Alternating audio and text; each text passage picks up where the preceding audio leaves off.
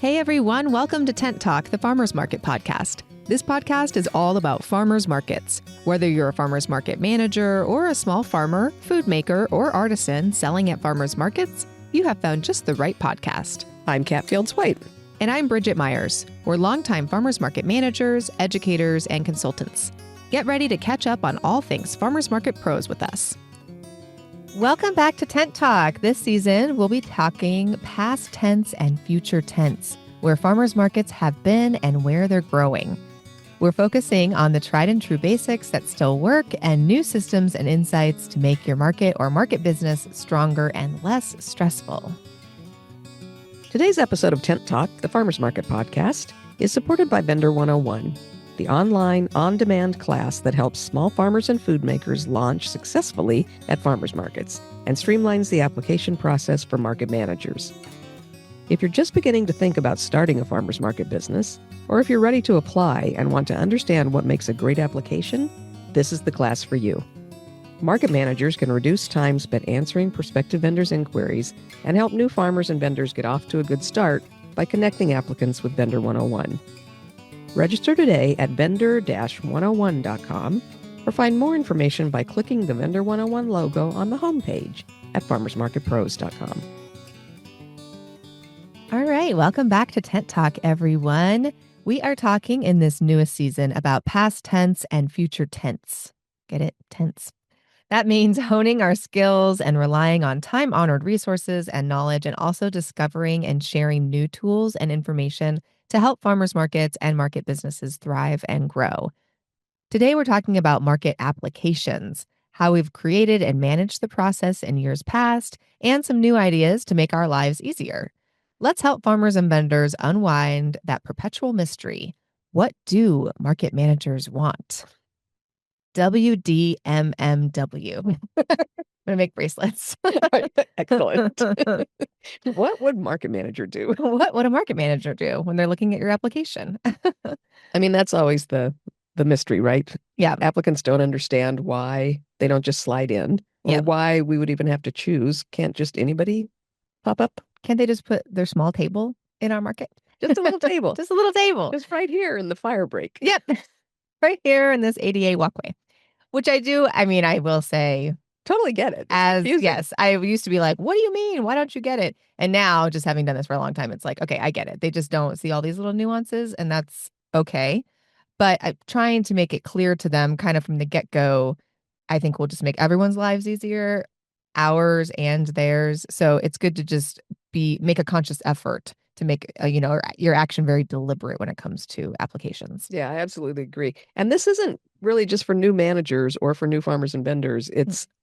We found that we learned a lot of things from the last Intense conference, just a month or so ago. Avery Reynolds did a good presentation on aligning your application with your market mission. And even though we've been taking market applications and going through this process for 18 plus years, I definitely had some new ideas. And then Bill Davenport gave us some good ideas. So even if you've been doing this for a long time, there might be ways to make it easier. Stick with us. Yes, for sure. I always learn something new, and I feel like I'm always like tweaking my application a little bit. And also your market ebbs and flows, right? So like I have two weekly markets, and the midweek market, I always had like a little space to fill, and just adding like new vendors, trying to bring variety in. And now I'm at a point where that market's really full, and I'm just looking at applications for people who really could take those spaces that become available. And so the language of my application changes, kind of the tone of the application changes too. So it's not just for brand new markets or markets that are, looking for as many vendors as possible. It's also like any stage that your market's in, you need to be looking at your application, kind of like checking in on your application. I've definitely gotten to like May and looked at my application and been like, oh, this still says last year on it. Oh, because it's just kind of, out there. So I think just checking in with your application is important. Yeah, absolutely. I'm coaching a couple of brand new markets right now. And what one of them did was pick up the application form and the handbook from a huge, well-established market organization and tried to just plug that in. Well, that organization has the luxury of putting everything up front. They get so many more applications than they could ever place because they're a mature, full market. So they put all that stuff at the front.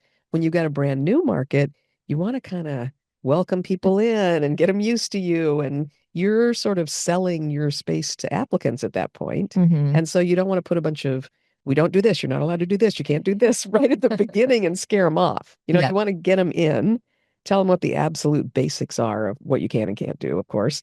Basics like consistent attendance requirements and permits and things that they absolutely have to have. Of course, you want them to know that, but you don't want to build a wall all the way up front when you're a brand new market and you really need to sell new vendors. Yeah, exactly. And like if you look at my application, I do kind of build a wall because I don't want people to waste their time filling it out if I don't like for the Saturday market, I don't have space. Like for really anybody. And I want farms to, get into my orbit and, give me their application and their information and like some packaged grocery items. And so I'm just really clear about that. But I try to be so clear, like, and it's funny about picking up other applications because in my application, it says we're in a really dense restaurant district, as Little Italy is, which is one of the main reasons why I don't host a lot of prepared food at my market.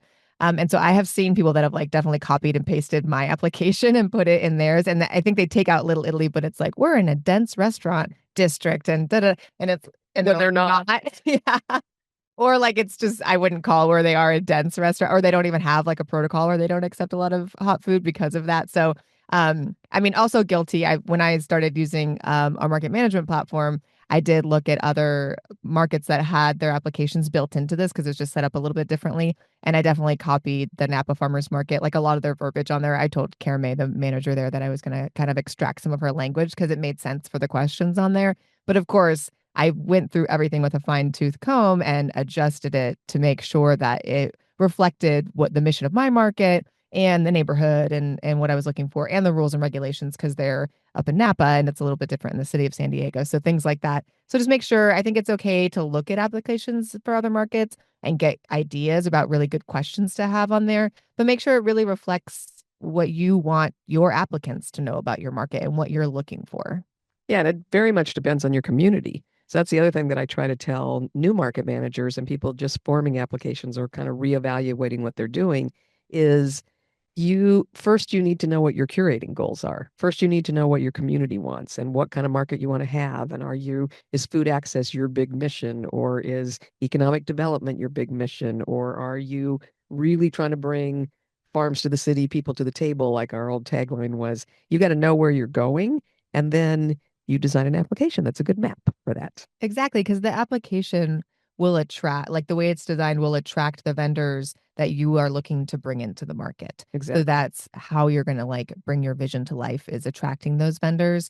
Yeah, so just being really thoughtful about it. I mean, vendors, I think, have a really hard job going out there and taking a look at a million different applications for different events and farmers markets, different managers, what they're looking for. So they have to kind of see if the market is going to fit what they have to offer as well. So really give them that information because it's just a big waste of time for everybody if that's not front and center. Absolutely. Yeah. So I think we have some tips for both Mhm. market managers and farmers and vendors. Stay Yep. with us. Yep. We're going to make this easier. So, first, the more information you provide on your application, the less time you're going to spend with applicants who aren't a good fit. But there's a balance. If you make that application too long, the applicants may not even attempt to read through it. I mean, have you found that Mhm. I think with Napa's application on MarketWorks, actually, there's so much information there. I think I would be very scared or very tired if I was an applicant.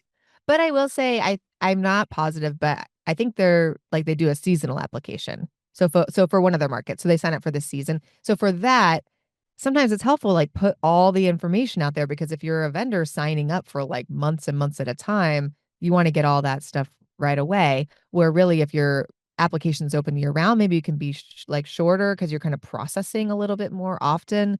I don't know, but True.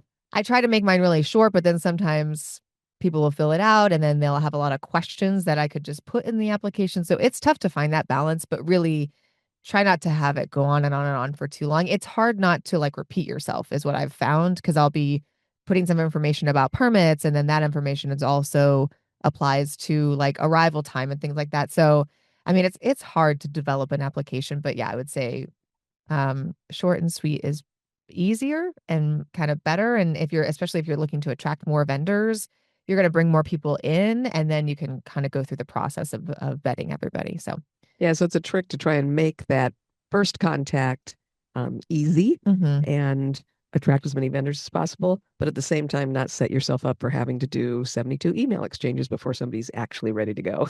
That's the balance here. For sure.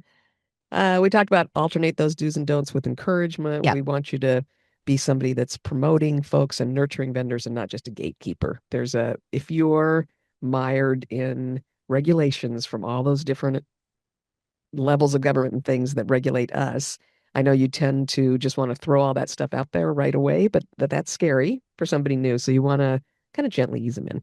definitely. And I think I've kind of gotten that way with my application too. But then what I have in mind now with my full application, that's like kind of invite only at this point, but it's the big thing that I send folks at the end. It's like, okay, check if you agree. Like you understand this is rain or shine. You will be there, rain or shine. You will like always have current permits and you'll be suspended if you don't. And like kind of all these rulesy things. But also in there, it's like, you agree that the purpose is prosperity. Like you agree that this is a place where people come to get to know each other and support our community and to bring your vision of your business to life and to share your creativity with people at the market. And this is a market family. Like it's kind of like a box that you check. Like you agree this is a market family. We're going to support each other. And the market manager is here to support your business and to lift you up. And you as a vendor are here to support the market as a whole. And you're not coming into this market saying, okay, this is for me to build my business and then leave at the end of the day. You're coming in to say, I'm a part of this whole thing and that's going to make it better for everybody. And so I feel like that's super encouraging and like definitely like we're generators in that way. And like, this is, I want to fold you into this. And then, usually like if my response is no, I don't have room, I'm like, you know what, I'm sorry, I know this is not what you want to hear, like I wish I could include all these vendors, it's literally I just don't have a 10 block market.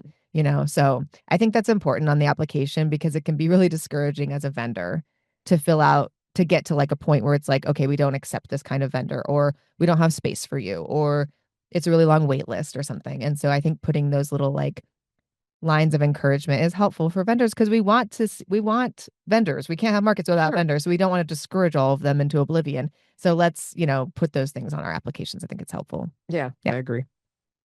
So, including an intro that clearly lists your requirements, but not necessarily every rule that risk manager made you put into your handbook. If they want to, that's a whole nother thing. My insurance document that I send everybody, like, listen, my insurance agent says I have to tell you all these things. Get ready. You're going to get scared, but maybe not right off the bat. Maybe not right at the maybe not the intro paragraph. Uh, Yep. Market managers make that link obvious. Put a link on your social media. Put a link on your website that's super obvious. One on your homepage. One on your vendor page. mhm. The easier it is for folks to find info, the less vague inquiries you're going to have to manage. Agree. And even if your market's full, because I will say, I was just talking to my social media manager about this. We don't have like a application button and we don't like do posts about applications because our application is closed. But I think even if it's closed, you should make it front and center like this is the deal with our application. And so like say something about your application kind of front and center everywhere because vendors are looking for that. So you're just going to like frustrate them and they might never come back to your market when your application is open and you are looking for people. So I think we're going to do a little switch around and kind of say like, oh, okay, we're not accepting applications right now. Here's a form you can fill out to be notified when it is open and just make it a lot more clear so vendors know what's going on. Yeah, because Yeah, instead they just sort of go around the closed application and send you long emails, right? they sure do. They sure They, do. they send me little letters.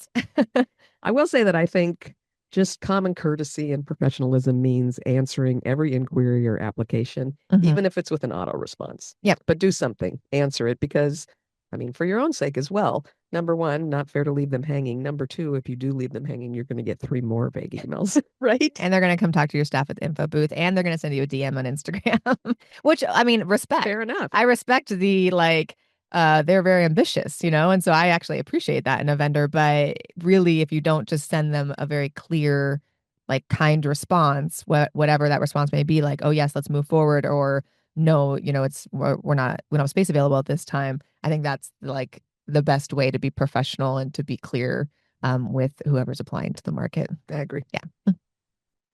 So, no matter how much info we provide on our website or application, managers still answer hundreds of vague emails. Mhm. Hello, how do I sell at the farmers markets? Mhm. So, farmers and vendors, listen up. Here's some tips when you're making that initial contact. Number one, Check the market's website and social media. Click any button that says vendor or sometimes membership or application.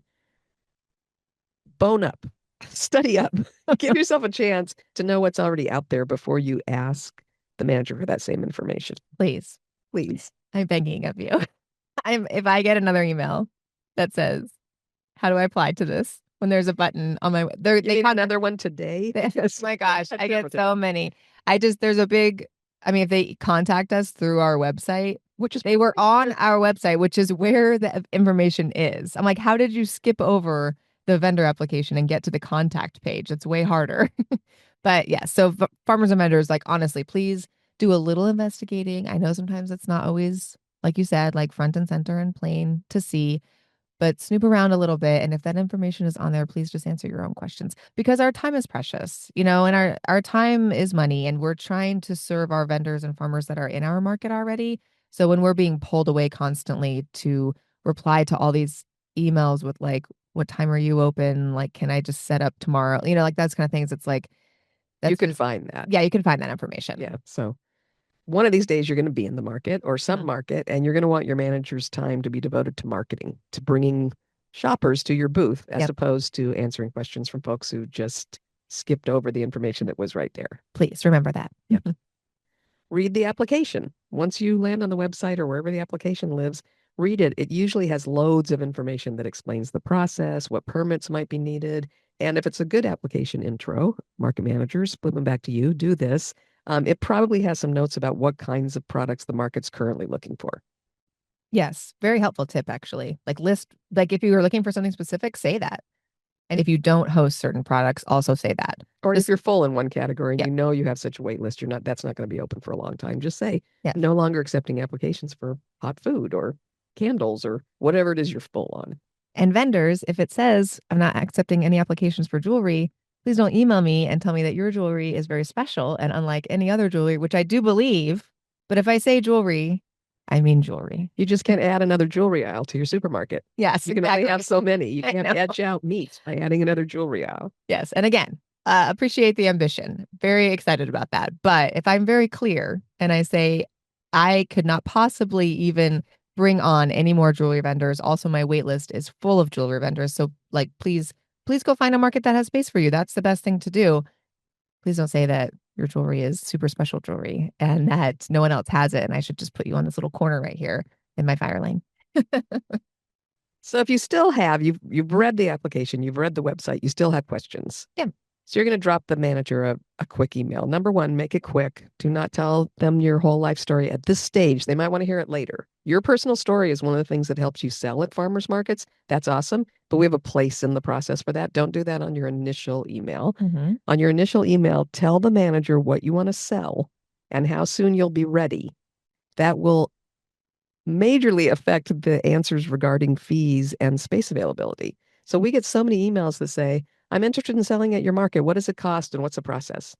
It's like, well, okay, what do you want to sell? And the ones where you answer them and say, if you tell us very specifically what you want to sell, we can give you information on permits, fees, and space availability. And they write back food. You knew it was coming. I knew it was coming.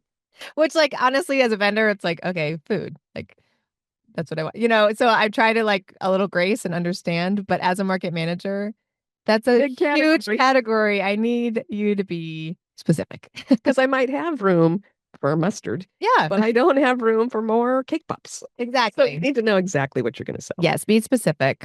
Yeah, give us a little extra information and then we can give you a better answer and we can cut down the number of emails going back and forth for both of us. You don't want to get a ton of email either, do you, prospective vendor? No, please. And also, maybe you'll say, oh, I make salsa, and like maybe my market's full of salsa, but I was just talking to my other market manager friend that has a market on a different day, and he was saying, oh my gosh, my salsa vendor left. Like, please let me know if you see any salsa. So you need to like use those keywords because like, help me help you. Even if you can't get into my market, I might be like, oh, okay, I know someone who's looking for a salsa vendor. Would like a Thursday afternoon market work for you?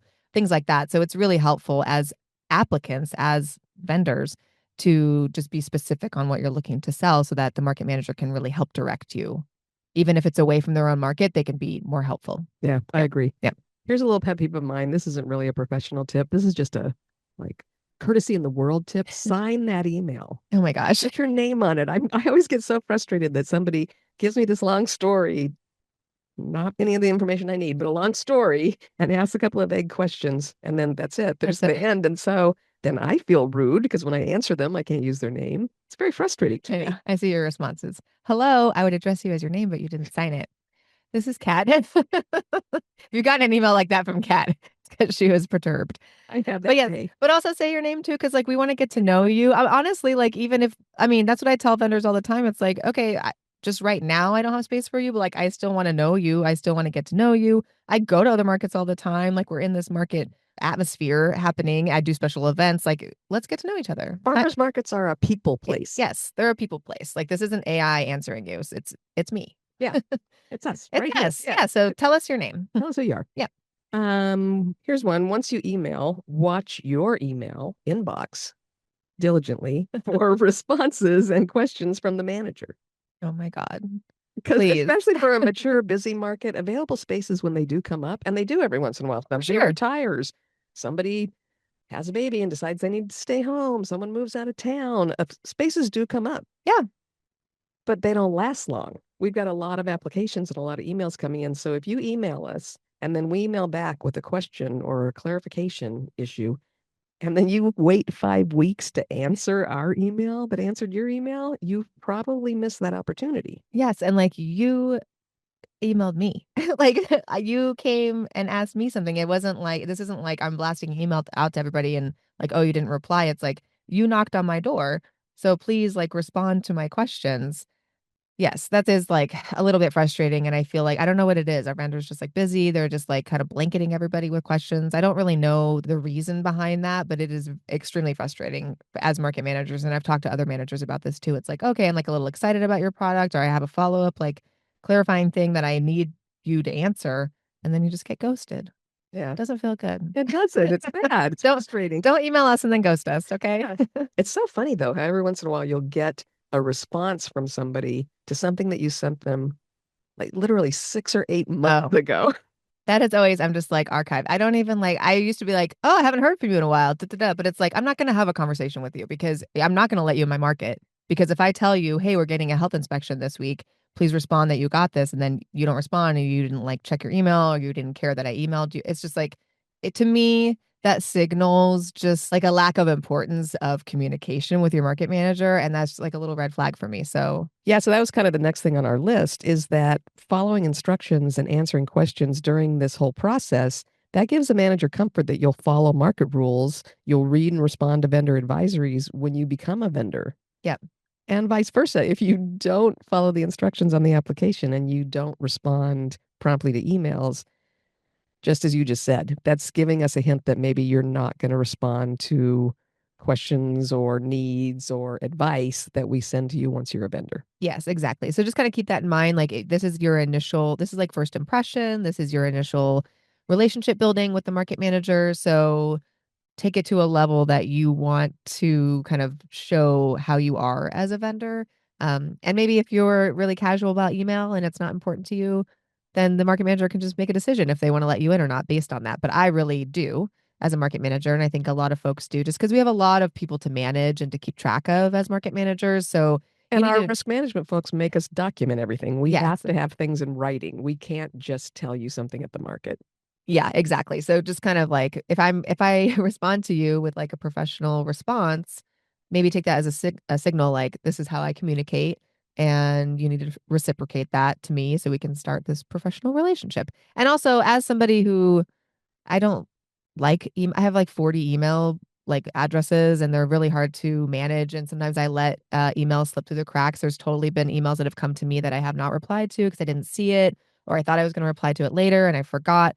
So that's fine. I do understand if like one or two emails just kind of like get lost in the shuffle. But if you're replying to an email like 6 months later, like just mention that you acknowledge it's 6 months later because they'll just be like, hey, Bridget, da, da, da. Like, so anyways, and it's like, okay, are you going to acknowledge that I asked you in August if you wanted to like do my Christmas event and now it's April and you're just replying about joining the Saturday market? I don't know. It's just like get on the same level, I think, as the market manager. And I know that there are other market managers that are very casual or they want you to like come to the market and talk to them about this kind of stuff. So just meet them where they are. If you are the vendor looking to get into a certain market and there's somebody that organizes that market that's in charge of the whole market, I think vendors just really need to take a better look at like, how does this person operate?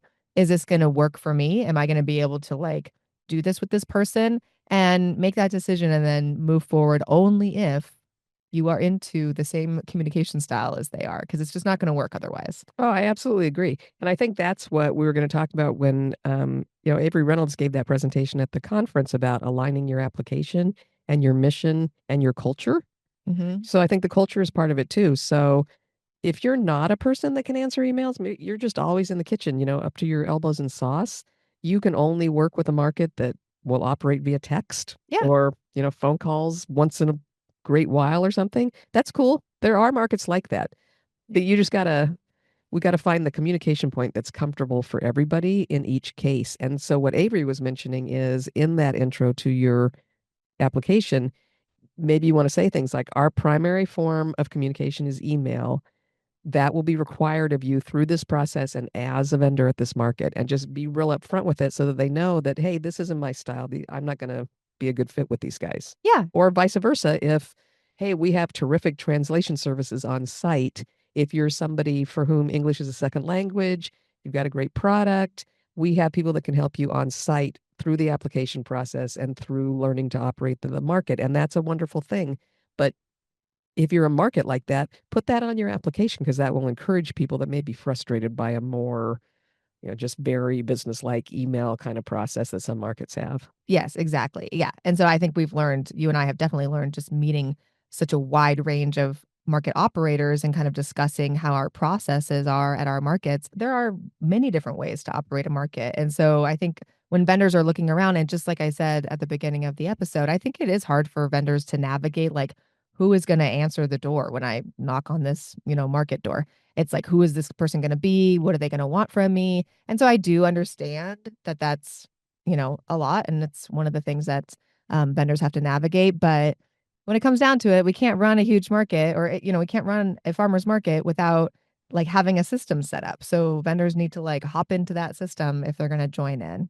And I can't have like a different way to communicate with every single person. And I will say, I have had like farmers and some vendors that are just like email's really difficult for me. And I have just worked with them. And I do email with a couple of vendors' children, like teenage Mhm. children, kids in like their 20s, and like they are just copied on all the emails and they make sure that they reply or they get like the important messages to their parents and things like that. And that's fine with me. As long as the message is coming back and forth, that's fine. I'm like able to work with it like that. But I have told them like I'm not going to send a vendor advisory out and then do like a special one on the side to Also you. WhatsApp. Also, Yeah. yeah, like Right. WhatsApp or whatever. And like I don't talk on the phone, so forget it. Like um so yeah, and then maybe I spend a little more time at the market talking through some stuff, just to kind of explain to them some things or they can ask me questions. But so I do there's like a little flexibility there, but really it's like we have to stay organized ourselves too. So it's better if the vendors just kind of like understand that they can learn new things. We believe in you. Can do it. Well, so I mean, I think that's a whole thing of evaluating whether a product and a vendor is a good fit for your market. It's got to fit the culture as well as being a good product. So there's a whole bunch of things you got to consider when you look at what's the right vendor and what's the right market for you. Exactly. Yes. Yeah. I always say like product is 10%, personality is 90%. And of course that's a joke. But I think that your personalities, they don't have to be the same, but they have to jive. Like To they fit. have to get along, they have to fit, you have to have an understanding both ways. And that really is a huge part of it because again, this is an in-person business. Mhm. This is not like you're dropping your product off and I'm putting it on the shelf in my store, which I think personality also counts for that too, but not as much. So this is a real big like, can you get along? Can you kind of follow some protocols? Like there's important things we have to follow to keep the integrity of farmers markets intact. So, it's not like a bake sale on the corner. It's you need to Right. kind of take it a little more seriously than that. So I do spend time having conversations with folks about that stuff. And I do give a lot of chances. I have had vendors ghost me and I've been like, hey, I haven't heard from you in a while. That's not really how I do business. Like, what's up? Are you really interested in this or not? And then sometimes they're like, yeah, yeah, yeah. And I'll ask them another question, and they'll just never reply again. Uh, So I mean, yeah. you know, Yeah. if they're Got to busy, find they're the right busy. fit. Got to find the right fit. Maybe they found another market that works for them. So Yep. One last pro tip on this topic, Mhm. and then we'll let you get back to reading all those emails and evaluating applications and filling out applications well and making life easy for the market managers so they just can't stand not having you in their market. They have to have you. They have to have you. I will tell market managers that it's not like this is a new thing and like it wasn't invented and used widely, I don't know what, a dozen years ago, but somehow the light bulb came on when Bill Davenport was talking at the conference about auto responses. Oh, And we realized that because we get emails on so many different topics, there's no way to have just an auto response. And please do not contact me about AI because I don't like it, and we won't be discussing that. But we're anti-AI, okay? we're anti-AI. We're just going to set that bar right now. But and I'm sure this is some form of AI, so we're going to get letters anyway. But AI is listening and they're going to come for us. But okay, let's go. Claude, no. But even a long auto response is okay. And I think that's what Bill pointed out to us is, you know what, just address every issue in the auto response. Now, that does mean, sorry, folks, if you email us, you're going to get an auto response that covers 19 things other than what you emailed us about, but it will also cover the one that you emailed us about. So when you say, I'm a vendor and I want to get into this market, how does that work? It's going to say in the auto response, if you're contacting us about applying for a market, here's the link to the application. If you're contacting us to see what our hours are, here are the hours, and here's a link to our website where it shows the hours. And if you're contacting us because you're going to miss a market, this is the wrong email address for that. If you're from Little Italy, use this address. If you're from Chula Vista, use this address. Going to have a whole lot of information in there, and somewhere in there, your answer is going to be. And I don't know if our auto response that we finally instituted that sounds like that has this at the bottom, but if it doesn't, let's go add it. That says, if we don't hear from you again, we're going to assume you found your answer in this long list. Oh, yeah, I think we need to add that. No, I love our auto response because I spent a lot of time, again, like replying to each individual person that really was just looking for like the link for the interest form or was looking for vendor 101 or something like that that would apply to them. So, yeah, we definitely like just copied Will Davenport's like auto response. And if you want to see ours, you can email us at connect@sandiegomarkets.com and you'll get it. And it just is, it's really nice because it just has all these bullet points. And then it also says like if you're inquiring like about sponsorship, we'll get back to you. And so we look at those. We do look at the inquiries regularly, but I'm not responding now because I feel like I have responded with this auto response and they can find their information that way. But if it's something about sponsorship, we'll reach out to them. If they're requesting like a media interview or like images or something, we get contacted by a lot of like magazines and news stations and things like that. It says we'll get back to you in like 3 days because we just say kind of realistic about how often we check that email address. So that's helpful too for That's them. another thing that's important in the auto response is to say, we answer emails on Tuesday and Thursday afternoons. Yeah. And that way, if you're waiting several days, you don't have to email us 3 more times. Mhm. You just wait until Tuesday. Yeah. Be like, we're offsite at markets. Try to take Sunday night off. Not really. It doesn't really happen. But but it's like, or we have like Monday's invoicing day. Like I'm not going through emails and replying to like vendor inquiries, so we kind of just parcel out our time like that.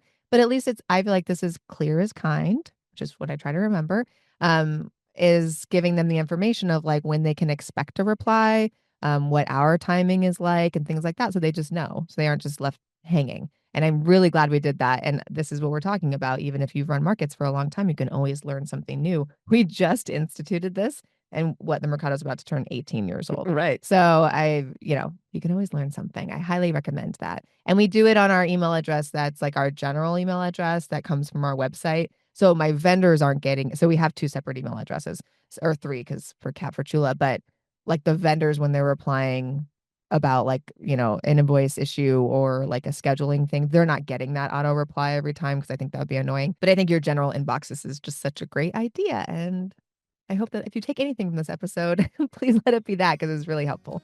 Pro tip. Farmers Market Pros tip.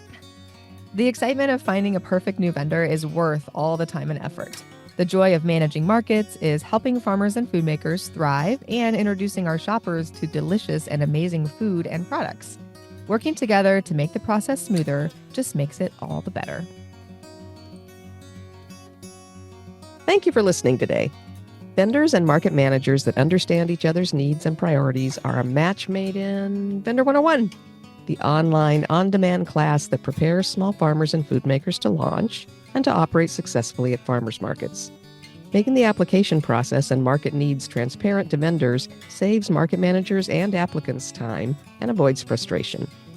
Vendor 101 and market coaching services offered by Farmers Market Pros supports all the free content you find on Tent Talk, the Farmers Market podcast. Register today at vendor-101.com or find more information by clicking the Vendor 101 logo on the homepage at farmersmarketpros.com. Thanks for listening to Tent Talk today. Please leave us a review on your podcast app or wherever you listen to Tent Talk. Let us and others know how you're enjoying the podcast. Be sure to subscribe so you don't miss the next episode of Tent Talk. Connect with fellow Farmers Market folks in our private Facebook group, the Farmers Market Pros Community, and follow us on Instagram at Farmers Market Pros. Find online education and other resources at farmersmarketpros.com. Tent Talk is brought to you by Farmers Market Pros, where passion meets profit. Tent Talk is hosted by Kat Fields White and Bridget Myers and produced by Leandra Hayes, with original music by David Mead. Tune in for another great episode.